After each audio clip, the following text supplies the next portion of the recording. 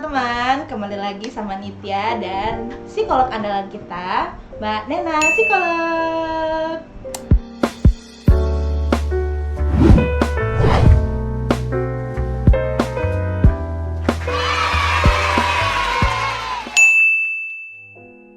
Dan kita masih di segmen Poni Depan alias podcast Nitya dengan psikolog andalan kita hari ini. Oke, dan kemarin kita udah sempat bahas tentang quarter life crisis masih dengan Mbak Nena Mawar, dan sekarang kita akan bahas topik yang lebih gregetan nih. Kalau Nitya baca satu-satu pertanyaannya. Pertanyaannya udah banyak masuk ke Instagram Nitya, tapi ada beberapa yang mungkin Nitya jadikan satu karena mirip-mirip sehingga muncullah kesimpulan dari pertanyaan-pertanyaan gitu.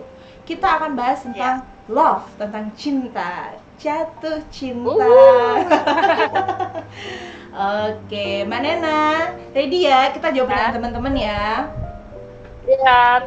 Oke, Mbak Nena sehat kan? Pastinya masih stay safe kan ya? Sehat. Sehat. Senang kalau bahas beginian mah senang. Seneng ya, saya juga seneng Mbak Nena. Oke, Sret, kita akan langsung masuk ke pertanyaan pertama. Ini lucu nih Mbak Nena.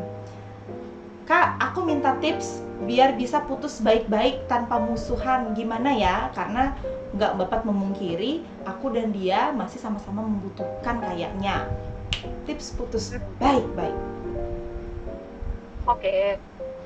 Ketika hubungan itu udah nggak jalan nih, itu kan artinya memang ada prinsip-prinsip yang nggak pas ya. Betul. Dari kedua belah pihak. Ya selama masih bisa dibicarakan baik-baik dan itu masih bisa jadi teman, ya nggak apa-apa. Cuman jadi teman dengan mantan ini, berteman dengan mantan ini pun juga harus dipikirkan kembali untuk hubungan berikutnya. Jadi putus baik-baik itu kan berarti nggak yang cakar-cakaran ya Nit, berarti nggak yang ada kekerasan fisik di situ. Yang kedua nggak saling mengumbar aib, ya nggak mengumbar apapun yang pernah terjadi di masa lalu dengan salah satu dari mereka yang dijelek-jelekan di media sosial gitu. Kemudian ya masih bisa saling mendukung, mendoakan dan memaafkan gitu. Karena setiap keputusan untuk berpisah itu kan tentunya karena prinsip yang disatukan, misalnya ya secara beda agama misalnya, atau beda pandangan dari keluarga, atau misalnya LDR yang satu pengennya deket dan lain sebagainya. Itu kan hal-hal yang memang udah nggak bisa dibicarakan lagi karena masalah perasaan. Tapi kan di lain dari hal itu masih bisa ada hal-hal yang diingat untuk dikenang dengan baik. Jadi satu, yang pertama tipsnya tidak ada kekerasan fisik, tidak mengumbar aib, kemudian ya saling memaafkan, karena bagaimanapun juga kesalahan itu kan andil kedua belah pihak lah gitu. Kemudian mungkin ada satu pihak aja yang salah gitu kan. Ya pasti ada sebab akibat gitu. Dan kemudian dia dipikirkan ulang, apakah nanti setelah putus ini berteman lagi dengan mantan tuh gimana? Karena jangan sampai nanti itu menghambat hubungan kamu berikutnya dengan yang lain, atau tidak bikin bisa jadi move on untuk bayang-bayang mantan, itu kan juga nggak bagus. Iya, mungkin kayak kita kenalin lah nanti kalau sudah saatnya gitu Mbak Nena ya, mungkin kita bisa kayak kenalin mantan kita dengan pacar baru kita ya. Oke, berarti tapi kalau misalkan ketika kita baru putus, itu kan wajar saja kita berkonflik ya Mbak Nena ya. Jadi kalau untuk baik-baik itu pasti butuh waktu ya Mbak Nena ya. Betul banget. Tapi seiring dengan ya kedewasaan, pola pikir kita, ya buat apa sih juga banyak-banyakin musuh ya buat apa. Bagaimanapun juga kalian kan pernah bercerita, pernah bertukar memori, pernah saling bayarin, tukar kado gitu. Ya, pernah saling bayarin. Ya masa sih yang dikenang cuma konflik doang kan. Bagaimanapun juga dia pernah baik pada kita. Oke, berarti itu sih kembali ke kedewasaan masing-masing juga ya Mbak Nena ya. Jadi teman-teman semua yang mau putus baik-baik, pada saat baru putus itu wajar aja kita masih kesel-kesel, tapi setelah masa emosi itu kita harus mengingat kembali, oh ternyata kita tuh sebenarnya sama-sama salah gitu ya Mbak Nena ya. Kemudian nanti kayaknya kedepannya kita adil ya. Iya, kita masih bisa jadi teman dan sebagainya. Dan biar nggak rusak hubungan juga, tadi Mbak Nena udah bilang kita perlu juga untuk menjelaskan ke pasangan kita yang baru nanti Mbak Nena ya gitu. Putus baik-baik, tapi baik-baiknya juga harus dikontrol Mbak Nena ya. Ntar baik-baik ngajak balikan. Ya kalau balikan ya nggak apa-apa, tapi konsekuensinya adalah kamu apakah siap membaca buku yang sama? Ah, teman-teman, gitu loh katanya. Jika kamu mau balikan sama mantan, apakah siap membaca buku yang sama? Kok saya jadi tersindir sendiri?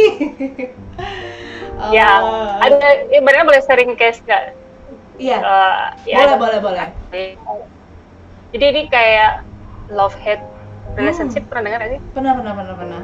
Jadi kayak Jadi dia cinta tapi dengan benci dengan kasar secara bersamaan terhadap pasangannya gitu. Dan ketika dia putus dia akan mengumpat berbahasa kasar gitu.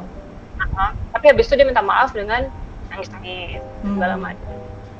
Jadi sampai terjadi puluhan kali dalam setahun gitu dalam hubungan mereka. Itu kayak kita pernah bahas topik gitu ya. Jadi dia selalu buat pola-pola yang sama gitu. Iya. Wah. Ya kalau sudah seperti itu ya mending pikir ulang deh.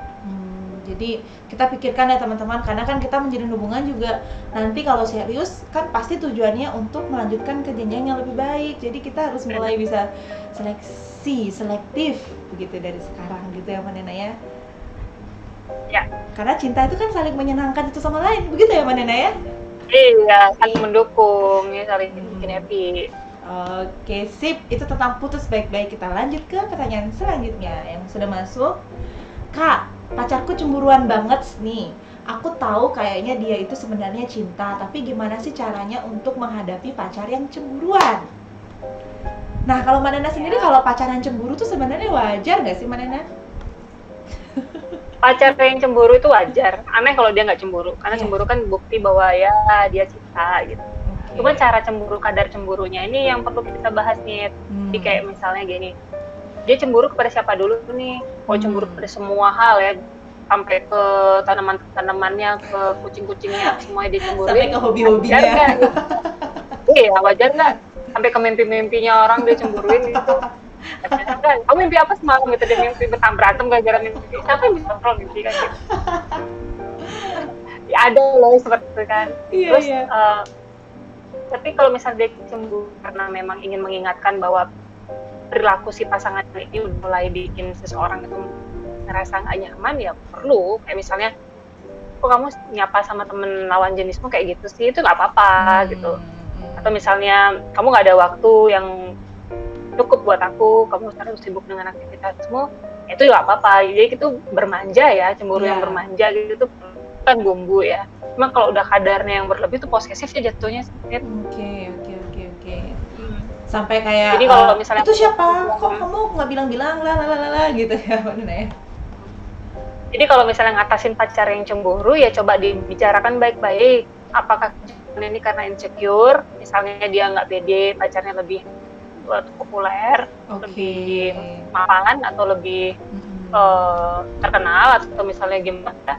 Itu coba ditanyakan, diobrolin. Gitu. Tapi kalau cemburu karena perilakunya kita yang memang harus diperbaiki ya itu jadi bahan evaluasi lagi, nggak apa-apa. Jadi ya dibicarakan lah. Karena sebenarnya cemburu itu wajar jika pada kadarnya gitu loh teman-teman. Kalau kadarnya wajib. Aneh kalau nggak cemburu. Cemburu itu yang patut dipertanyakan, yang udah nanya kenapa dia nggak cemburu. Jangan pacaran sama batang pisang gitu. Mbak Nena, kenapa dari sekian benda, kenapa harus batang pisang? Gedebok nih, tahu nggak gedebok nih? Gedebok bahasanya. Terpikir aja. Iya, jadi kita teman-teman cemburu boleh. Kalau cemburunya berlebihan, kita komunikasiin sama pacar. Dan teman-teman yang ngerasa, wah kayaknya aku selama ini cemburuku berlebihan nih sama pacarku, mulailah gitu berubah ya. Karena jangan sampai cemburu itu menjadi pertengkaran yang tidak perlu ya Mbak Nena ya. Iya, habis energi buat cemburuan mas. Sendiri, kurus juga sendiri. Tapi kurus boleh tuh? Iya. Nggak cemburu juga. Badan iya kurus, pikiran juga kurus gimana?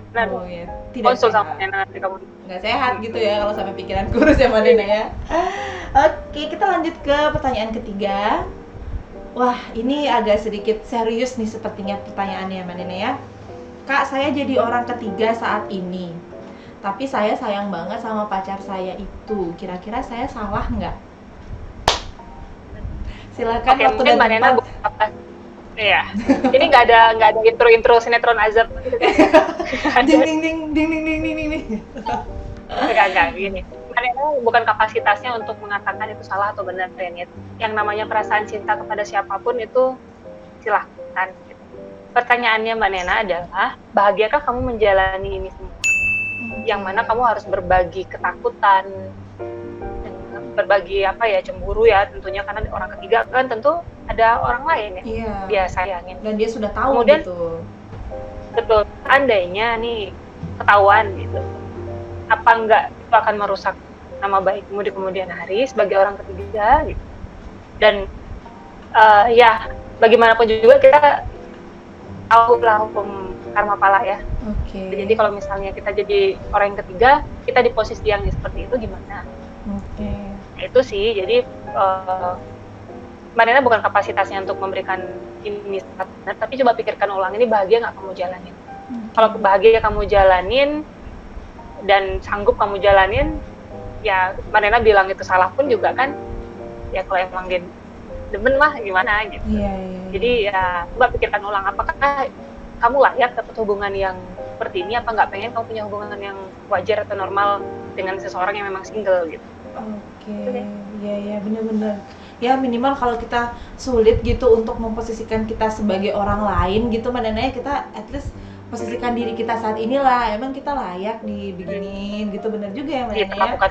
Iya, kadang kita sulit juga kayak kalau orang-orang yang secara misalkan kita curhat sama teman kita, aku jadi orang ketiga nih, mungkin teman akan dengan gampangnya bilang, coba kamu jadi ceweknya itu, gimana perasaanmu? Tapi ya kalau kita nggak bisa ke sana, at least kita lihat dari sudut pandang kita lah, seperti yang Mbak Nena bilang tadi ya, pantas nggak sih sebenarnya kita ada di hubungan ini, bahagia nggak sih gitu teman-teman. Tuh, jadi sanggup nggak ngejalanin ini? Sanggup nggak sih? Nah kalau untuk pertanyaan ini saya benar atau salah itu gak bisa 100% ya. Jadi kembali lagi ke teman, dan ya kita Nitya doakan mudah-mudahan segera mendapat jalan keluar lah atas hubungan ini gitu ya Mbak Nena ya. Tidak. Iya, pokoknya semangat gitu. Masih banyak cewek cantik dan cowok ganteng di luar sana. Nanti Nitya kenalin, Nitya kasih kontaknya. Kamu buka open itu kah? Jadi buka teknik biro jodoh. Biro jodoh. Oke, nah ini Kak yang keempat, kayaknya ini semuanya perlu nih Kak. Tips move on yang cepat, atau kalau nggak cepat juga nggak apa-apa. Gimana ya? Intinya tips move on. Ya, tips move on itu ya komitmen ya. Jadi mulai tidak stalking dengan IG-nya. Pacar barunya ada gitu kan. Atau Instastory-nya segala macam. Udah, nggak usah lagi. Kemudian ya sadari betul bahwa memang kamu perlu maju ke depan gitu. Jangan lagi inget-inget.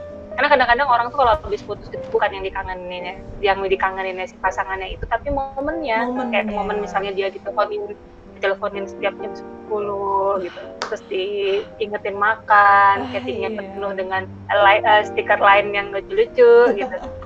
Jangan tuh bukan kangen sama orangnya, tapi momennya gitu loh. Jadi ketika orang nggak bisa ketika orang nggak bisa beradaptasi dengan momennya, dia rasanya nggak bisa move on gitu. Ya itu, kemudian ya sibukkan diri dengan misalnya yang hal-hal yang nggak pernah kamu lakukan sebelumnya. Misalnya yang kumpul sama temen, sama keluarga, olahraga, rawat diri supaya mantan nyesel. Wah, itu loh teman-teman, rawat diri supaya mantan nyesel. Itu Nitya setuju. Jangan malah, abis putus nggak mandi, panuan, nggak sikat gigi, mana dong? Jadi harus lebih rajin rawat diri biar glowing gitu. Jadi putus dengan elegan, biar mantan tuh lirik gitu ya, minimal ngelirik lah. Kalau ngajak balikan ya terserah teman-teman mau ngajak balikan atau enggak. Jadi pas dia minta balikan tuh jangan terima, itu kan enakan saja. Jual mahal. Ini tips salah. tapi pada saat kita baru putus itu galau itu kan wajar ya Mbak Nena ya, kayak kita tuh kangen, aku inget setiap hari Sabtu aku pasti ke restoran ini. Jadi setiap ke restoran itu, aduh aku inget mantanku. Jadi itu sebenarnya wajar ya Mbak Nena? Ya itu udah Mbak Nena bilang, itu sebenarnya tuh kangen sama momennya. Tapi ketika misalnya diberikan lagi dengan baca buku yang sama, mau nggak? Misalnya pacarnya jealous dan dia selingkuh dan sebagainya, mau nggak? Gitu. sebenarnya momennya aja sih yang bikin kita nggak bisa move on, itu momennya. Ingat parfum, bau ini, ingat dia, baju yang warna ini, ingat dia, pemberian dia dan lain sebagainya. Oke, gitu. Kalau Nitya sih dulu nih teman-teman ya, Nitya mau sharing ya Mbak Nena ya. Caranya adalah move on dari mantan adalah ingat kejelekan-kejelekan dia. Nitya ingat kejelekan-kejelekan dia. Ya kita maafin diri sendiri aja sih, bahwa Iya. kita pernah terlibat dalam situasi seperti itu, dan sekarang kita berfokus kepada mencintai diri sendiri terlebih dulu. Kalau kitanya beres, kitanya oke, maka hubungan berikutnya pasti akan oke. Tapi kalau kitanya belum beres, nanti takutnya kita punya pasangan baru tuh pelarian ya. Itu yang bahaya Mbak Nena ya. Nah, jadi kita karena kita nggak mau kesepian, kita nggak mau atau kita balas dendam sama mantan yang udah selingkuh, akhirnya kita dapat orang yang sama salahnya, sama buruknya gitu loh. Dan kita nggak cinta ternyata sama orang itu gitu. Iya. Nah, itu nggak baik, Gitu teman-teman, jadi semuanya butuh proses. Wajar sedih itu wajar, yang penting kita move on, namanya juga move on, bergerak gitu. Ya, keluar dari zona itu. Keluar dari zona itu. Kalau kata orang itu adalah I lost you but I found me. Yes, ya. Yes. Gitu. Kita teman-teman tips move on biar cepat. Nggak perlu cepat katanya ya, yang penting move on dulu. Sembuhkan dulu diri. Sembuhkan, bereskan dirimu dulu. Bereskan diri. Oke, kita lanjut. Kak, aku lagi PDKT nih, tapi lagi pandemi COVID-19. Gimana caranya ya Kak biar jadi? Pandemi COVID-19 ya, juga berdampak pada orang-orang PDKT ternyata. Ya, ini sebenarnya ajang buat kamu ngetes kamu beneran cinta atau enggak sih. Terus kamu ketemu tuh ngapain gitu, mau salaman, mau pelukan atau gimana, udah dikanggoin dulu video call gitu ya. Iya benar. Mau ketat atau gimana. Dan di situ kan jadi kayak ngetes romantisan ya gitu. Jadi kalau nggak ketemu tuh kayak gimana sih, tetap seru nggak sih orangnya, seru nggak gitu. Kan bisa kirim-kiriman makanan lewat GoFood, lewat Grab. Wah, bisa kirim-kiriman bunga. Oke, iya, bisa kirim-kiriman surat, bisa kirim-kiriman makanan, terus bisa ngetes ini sebenarnya aku seriusan suka sama orangnya, atau cuma suka-suka aja. Bener-bener juga ya. Ya jadi nggak melulu harus ketemu misalnya, gitu ya Menena ya. Misalnya nih, kita pemerintah udah memberikan anjuran kita supaya social distance, kita nggak usah bertemu. Tapi buktiin dong kalau misalnya kita ketemu ya karena corona, gimana dong? Karantina bareng-bareng jadinya. Ya udah PDKT aja langsung di rumah sakit, jangan sampai. Asik ya Nit gitu. Jadi karena aku cinta sama kamu, makanya aku nggak ketemu, karena aku sayang, aku nggak mau kamu kenapa-napa sakit karena corona, kamu sakit karena corona, aku nggak mau, aku mau kamu kita saling menjaga. Nah itu kan keren banget lah, daripada ketemu karena corona lah. Wah, gara-gara beli bakso berdua. Psikolog kita yang satu ini sangat gini sekali ya dalam hal berkata-kata manis begitu ya. Kayaknya kita harus belajar banyak nih sama Nena. Aku nggak mau kamu kemana-napa, jadi kita jangan ketemu dulu gitu ya Nena ya. Iya, kita saling menjaga. Ya masa gara-gara beli bakso berdua terus corona. Gimana tak kerennya? Ya pokoknya saling mendoakan, video call, kirim-kiriman makanan, kirim-kiriman doa supaya sehat selalu, udah romantis. Tuh, dan konsisten juga ya. Kalau tiba-tiba perasaannya hilang berarti kurang konsisten gitu ya Nena ya. Gara-gara pandemik doang gitu ya. Masa gara-gara pandemik doang, jangan dijadikan kambing hitam pandemi COVID-19 ini. Katanya hujan badai ya dilewati, pandemik pasti lewat ya. Nah bener tuh. Ketawa cemen. Ini konsultasi psikologi pelawak sih nih. Ternyata psikolog kita juga nggak pelawak ternyata teman-teman. Oke, kita lanjut ke pertanyaan yang terakhir ternyata ini Mbak Nena. Nah ini tadi udah yang tentang jadi orang ketiga udah, tips cemburu udah, tips putus baik-baik udah, move on dari mantan udah, PDKT udah. Sekarang ini adalah yang pasti pernah dialami oleh orang-orang dan saya sendiri juga pernah. Pertanyaannya adalah, Kak, aku temenan udah lama sama teman aku ini. Aku suka sama dia udah lama. Pingin ngungkapin perasaan tapi takut pertemanan hancur. Dan sebenarnya wajar nggak sih kalau aku perempuan ngungkapin perasaan duluan? Wah, gimana nih Manena? Kalau Manena nih dari kacamata psikolog. Iya. itu konsekuensi dari sebuah perasaan. Ya kita bagaimana tahu reaksinya kalau nggak kita sampaikan. Cuman kan sampaikannya juga nggak terlalu barbar, bahasanya barbar. Ya, aku Jadi suka kan sama misalnya, kamu harus suka sama aku juga. ya. Jadi misalnya bisa sih obrolan-obrolan yang nyerempet kayak misalnya kalau cara pandangmu terhadap pacarin temen gimana? Jadi kita bisa kayak bertukar dulu di awal. Kalau misalnya orang itu aku gimana gitu kan, ada dia bilang, oh mungkin aku mencari kamu, orang bercanda gitu. Jadi kan masih tetap temenan ya. Ya kan, jadi kalau dia misalnya bilang, oh iya aku juga suka sama kamu, jadian lah. Tapi kalau misalnya enggak, aku nggak bisa macarin teman-teman, iya aku juga nggak mau bercanda ini, ya udah deh, ikhlasin deh. Ya. Tapi banyak gitu. Ya Mbak Nena ya kejadian ya kayak dari teman terus ada perasaan gitu ya Mbak Nena ya. Ya itu malah justru bagus ya nih, misalnya kita tahu gimana baik buruknya dia selama menjadi teman kan, jadi nggak pakai topeng, nggak cuman pas pendekatan aja dia baik-baik. Ya kalau misalnya teman jadi pacar kan ada tuh teman tapi nikah tuh. Iya, sebentar lagi saya juga teman tapi nikah. Hai sayang. Iya. Aku masih apa dong, hai sayang. Nggak ada. Ya. Jadi gitu, nggak apa-apa. Yang penting cara nyampeinnya nggak barbar, jadi kamu nggak perlu malu gitu kan. Jadi ya boleh nyerempet kasih kayak kiss, kasih kuis atau apa yang manis disampaikan. Terus kalau misalnya pun ditolak ya udah konsekuensinya berteman lagi. Ikhlasin. Iya, ikhlasin. Kita juga ngomongnya kayak aku cuma pingin ngungkapin perasaanku aja kok ke kamu, jangan marah ya gitu. Tapi dalam hati ya kalau kamu mau pacaran sama aku juga lebih bagus lagi. Ya kalau nggak aku bercanda ya. Kalau nggak aku bercanda loh, kamu GR gitu. Enggak. Jadi buat ini yang nanya, kalau Nitya pribadi dukung ungkapkan perasaanmu, tapi itu tadi jangan barbar gitu ya, Mbak Nena ya.